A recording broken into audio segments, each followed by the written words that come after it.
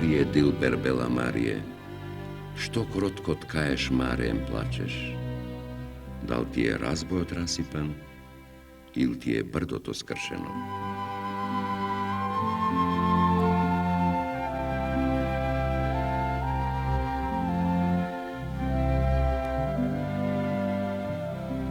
Nit mi je razbojot rasipan, nit mi je brdo to skršeno. Tuk mi se libe svršilo.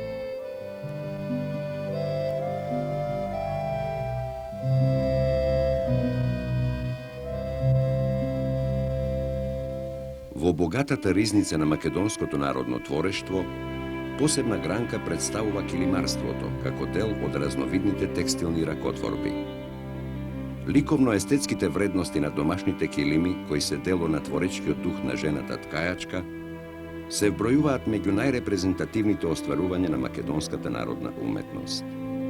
Текстилните изработки, како скутници, перници, детски покривачи, што биле застапени во традиционалниот живот на балканското население, како постара традиција во текстилното творештво и претходела на појавата на килимарството кај нас.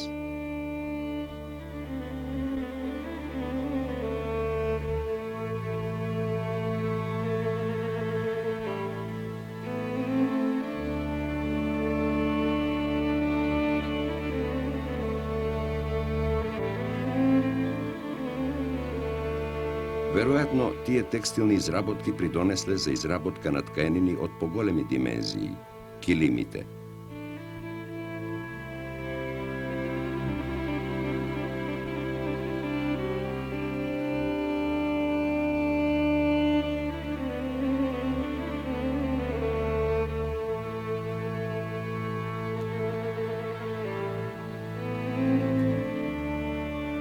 Постоењето и употребата на килими во Македонија датираат од 16-тиот век, на што упатуваат искажувањата на турскиот патеписец Евлија Челебија, кој го посочува Скопје како килимарски центар од тоа време.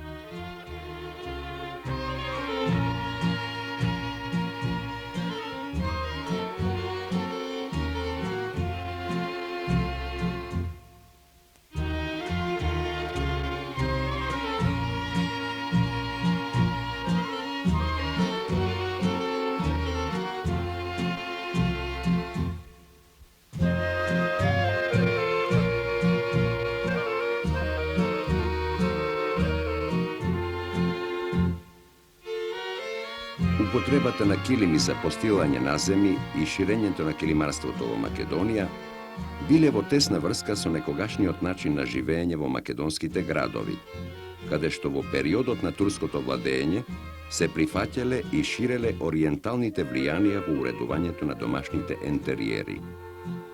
Бројните и широки простории, карактеристични за старата градска архитектура, создавале потреба за постилање килими, а тоа го поттикнувало килимарството.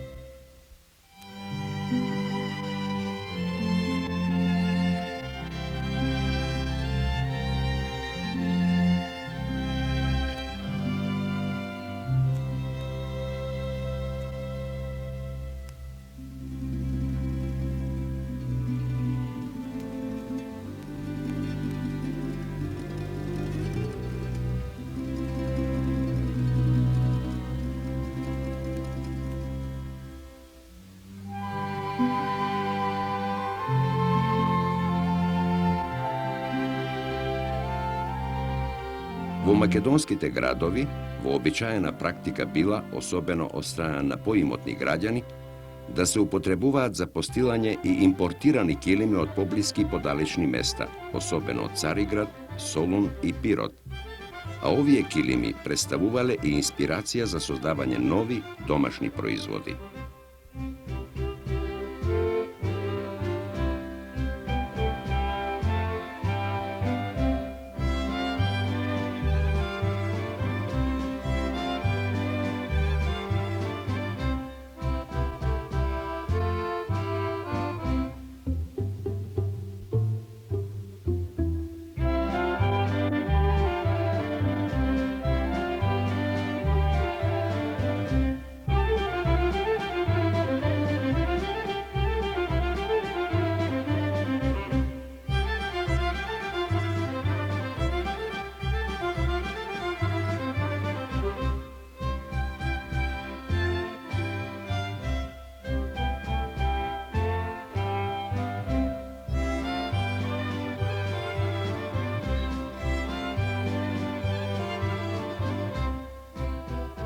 Под влијанието на градското килимарство во Македонија, домашната изработка на килими се проширува и по селата, каде што екзистира и денеска. Меѓутоа, селското килимарство во својот развој не го достигнува оној висок уметнички дострел, карактеристичен за градското килимарство во Македонија.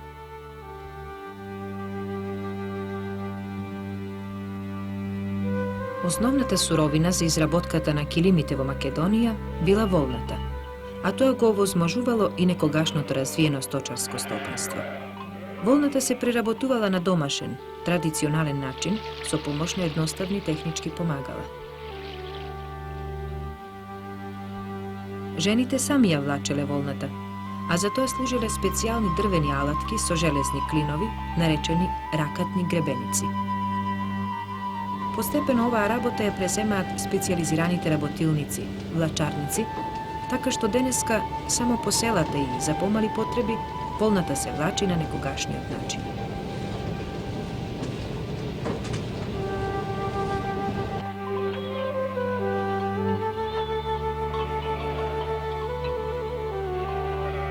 За предење на излачената волна служеле разни видови фурки, кои особено се карактеристични за селото, а во градот поширока примена имал чекркот. Преѓата ја виеле на елемија и мотовило и така ја приготвувале за бојадисување. За свивање на основата служела друга дрвена алатка, наречена сукало. Се до продирањето на анилинските бои кон крајот на минатиот век, бојадисувањето на волната го карактеризирале традиционални технолошки процеси.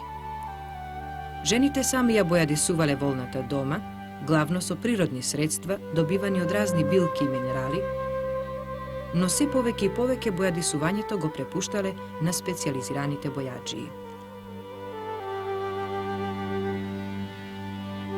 За ткање килими во Македонија служел тесен, хоризонтален разбој, онаков каков што бил во широка употреба за ткање на секаков вид ткаенини. Килимите се ткаеле на делови и биле составени од повеќе дипли, кои прецизно се соединувале, така што се постигнувала континуираност на шарките и единствена орнаментална композиција. Општа карактеристика на македонските градски килими е нивната големина.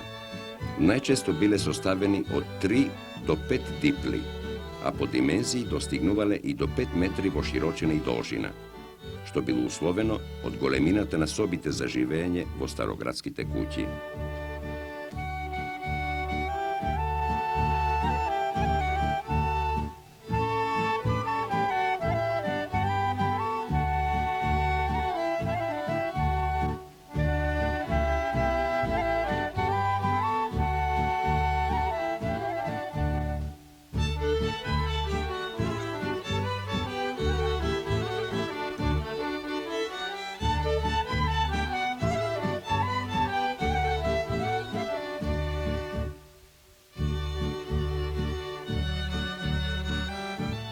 За македонското домашно килимарство карактеристични се неколку видови килими, но основни се два.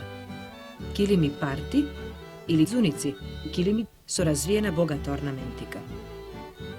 Суштествен белег на килимите дзуници е тоа што се ткаени со широки разнобојни појаси во специфично колоритно нијансирање од потемни кон посветли тонови, со кое ткајачката настојувала да ја имитира дзуницата.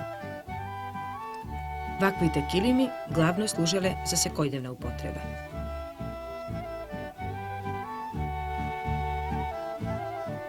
Вториот вид градски килими кои најчесто ги краселе гостинските соби се одликуваат со развиена орнаментика. Од нив најценети се софра килими, кои во поглед на орнаменталната композиција имаат изделена површина на средишно поле со бордури. По својот ликовен третман, многу од овие килими, зачувани до денеска во етнолошките музеи во Скопје и Охрид, се сведоштва за исклучителната инвентивност и творечката фантазија на жената ткајачка.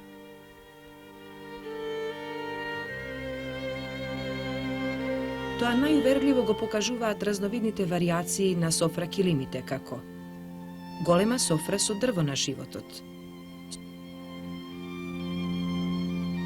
софра со сонце, софра со геометриски фигури, мала софра, 5 софри.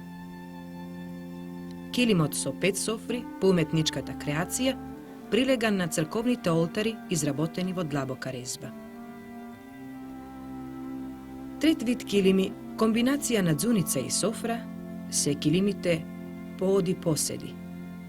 Тие се орнаментирани наизменично со еднобојни пруги, дзуница и со пошироки појаси во кои се распоредени еднакви шарки. Нивното име на символичен начин го одразува начинот на ткаењето.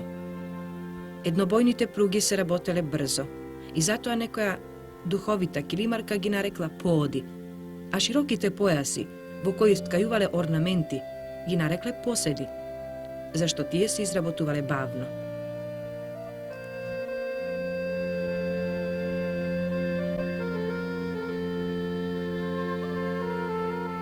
Другите видови килими се еридере, што значи крива река, долапи, гугучки,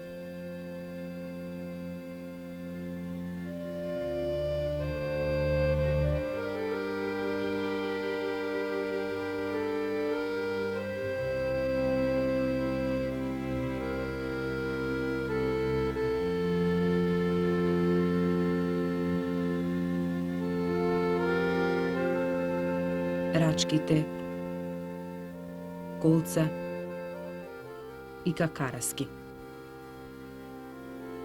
Со сложената орнаментална композиција и изобилство од ситни, јасно оцртани, хармонично распоредени, стилизирани форми во смирен колорит, тие достигнале совршени уметнички дострели.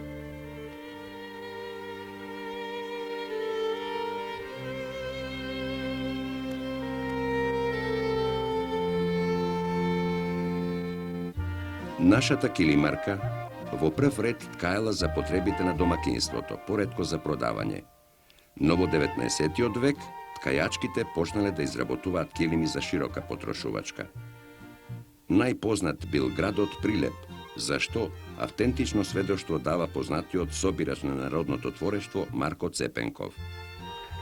Во 10-та книга Македонско народно творештво, каде што дава опис на занаетите, тој вели: а пак нашите прилепчање, при се што работеа полската работа, полека се завзедоа на ткајање не само шајарци, ами и друзи многу работи, платна, унечки, секакви килими. И после стана Прилеп цела фабрика. А па во пазарите, која беа у нас, се што ќе сработеа жените, се ќе го продаеа.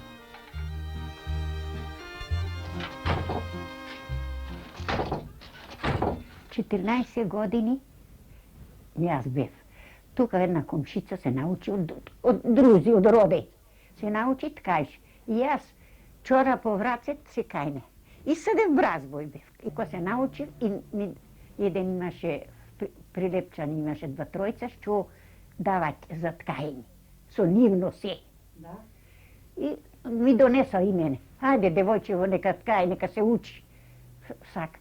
И јас се учив, се научив тоа сама. Сама се научив, ткаев, рече си години. Него му ткаев. Искај го тој, кај Прилеп ќе го продај, па Битола, Скопје ќе дој. Сегде си шеташе тој. Јон Танин се викаше тој. Газдава шо беше. 2-3 имаше такви чорбаджи. Гугучки ткаев, долапи ткаев, иранчина ткаев, софри, какви сакаше човек. За девојчине, за машки, за свадби. Ткајачката килимарка, покрај тоа што позајмувала мотиви од ориенталните килими што кај нас доаѓале од Цариград, внесувала во мотивите на орнаментиката нешто свое, карактеристично за нашето поднебје. Таа пресоздавала ликови и слики од својата непосредна околина.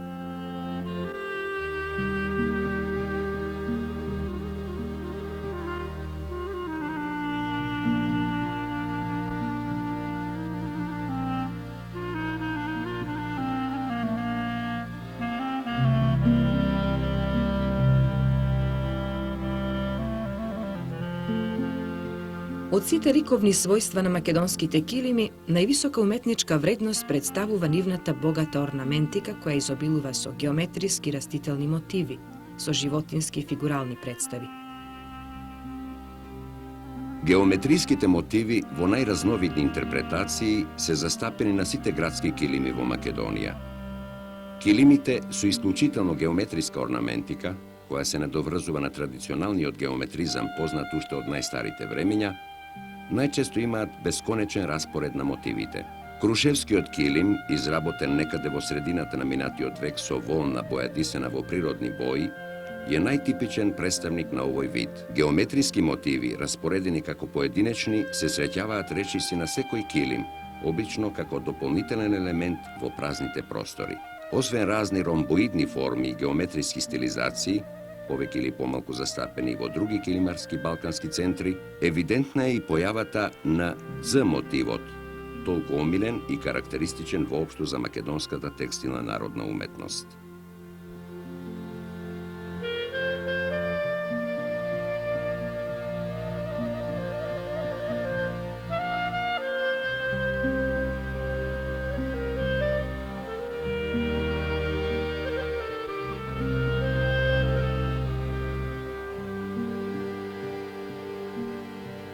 За македонските градски килими карактеристични се и растителните мотиви, од кои што најчесто се појавува стилизирано стебло со гранки, познато најдоранските килими под името јавор. Сушност, овој мотив представува остаток од старата символична представа дрвото на животот, како символ на плодородието и животот воопшто. На Балканот се пренел преку Византија, а потекнува од исток.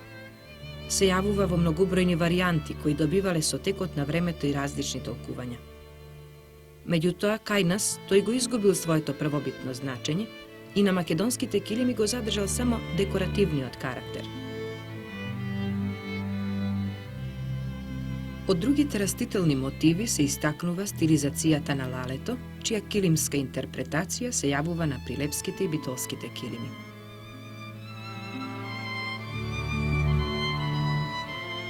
Се среќаваат уште и ружи, кошнички со цвеќе и китки цвеќе. Она што представува посебен интерес кај македонските градски килими е појавата на животински и човечки представи, дотолку повеќе што нивната застапеност на сите други традиционални текстилни изработки е сосема ретка појава. Во времето на турското владење на Балканот, познато е дека исламот забранувал животински и човечки ликови во декоративната уметност, но и покрај тоа желбата и склоноста за нивното прикажување нашле силен одраз во македонските градски килими. Меѓу животинските ликовни прикази на прво место доаѓаат стилизираните птици, кои се застапени во голем број варијанти. Најчесто птиците се јавуваат во составот на ликовната композиција дрвото на животот. Мотивот сад со птици на дојранските килими, познат како тагарка и пилиња, исто така се оценува дека представува остаток од расчленувањето на дрвото на животот.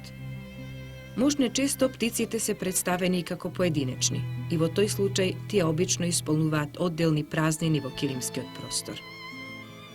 Колку разновидни ликовни интерпретации успеала да реализира македонската ткајачка, покажува еден битолски килим, долапи, со прикази на разни птици во профил, ластовички волет, фрагменти на двоглави птици, свртени птичји глави и многу други геометризирани представи на птици.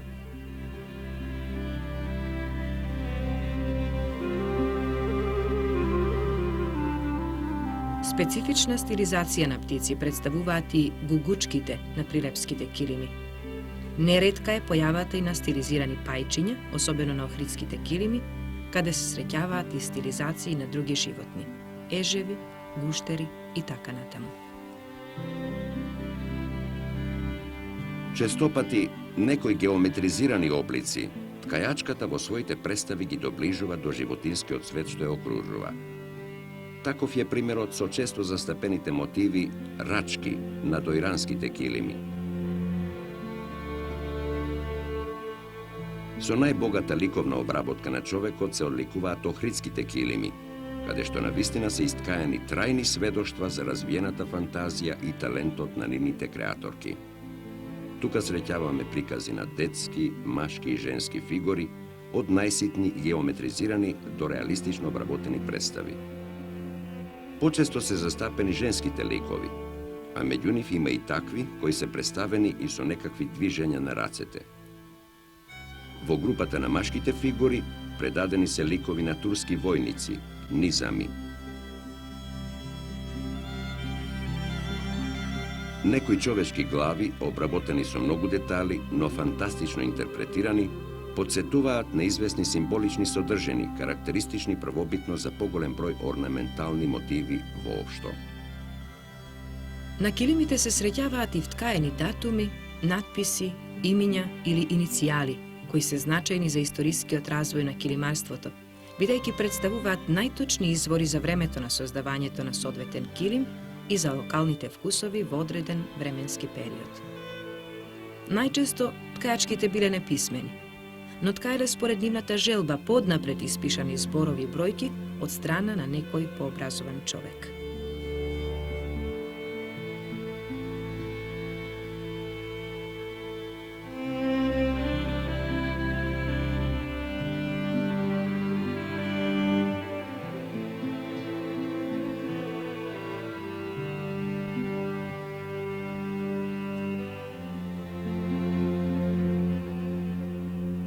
Селското килимарство во Македонија ја продолжило старата традиција на домашното ткаење килими, некогаш повеќе карактеристично за градот. Килимите по селата најпрвин се употребувале како покривачи за кревети и за спиење, а подоцна и за постилање на земи, во зависност од осовремениот начин на живење. Брзото ширење на селското килимарство во Македонија го овозможиле наследените ткајачки техники познати од поодамна, како и поволните економски услови за неговиот развој, особено во областите со интензивно сточарство. Од 15 години ја веќе развој ткајам. И од тога си ткајам и мој и туѓо ткајам. Лете работиме жетва, од пролети почињаме од авион, па жетва, па вршење, па дозбираме поле, есени ќе се прибереме и ткаеме и платна, ткаеме килими, скутиње, шарено за елеци сме ткале, се што требало. И тоа ми е ткано за на кој ни си го чувам до денеска за успомен. И на него ми е пишано името Ванка. Уште пред појавата на килимарството, во македонските села се изработувале многу домашни предмети со помали димензии, но со посебна убавина. Детски покривачи за колевка, свадбени покривачи за наконј и слично. Оттаму, селското килимарство во основа се задржува на оној традиционален стил во начинот на орнаментирањето, што го карактеризираат сите други домашни текстилни изработки.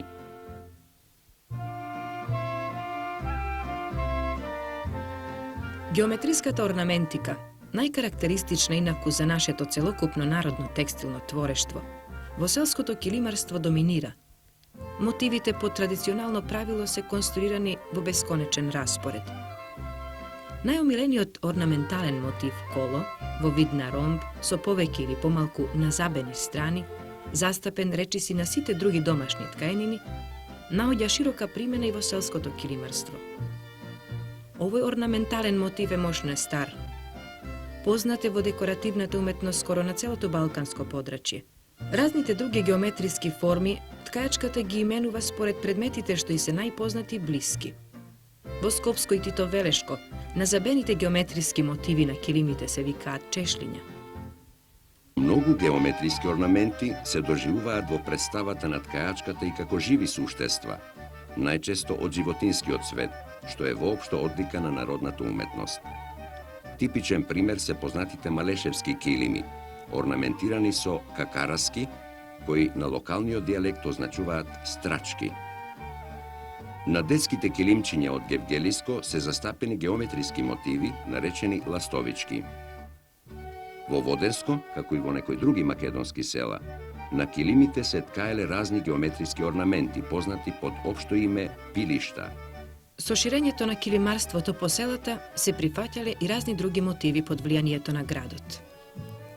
Почнале да се ткаат и килими со бордури, обично наречени первази, и тоа најчесто само од две паралелни страни, а меѓу нив вештов компонирани традиционални геометриски мотиви. Во некои области се јавуваат и килими орнаментирани со изделена површина на централен дел и бордури од сите 4 страни, во Тито Велешко познати како килими со небо. По композиција и мотиви постојат и такви кои представуваат вистински миниатурни изданија од некој градски килимарски центар. На тој начин, додека традиционалното градско килимарство го запира својот развој, селското килимарство продолжува да екзистира и денеска, како се уште неопходна потреба во секојдневниот живот на селското население, а тоа значи и натамошен поттик за создавање нови уметнички вредности во доменот на македонското народно килимарство.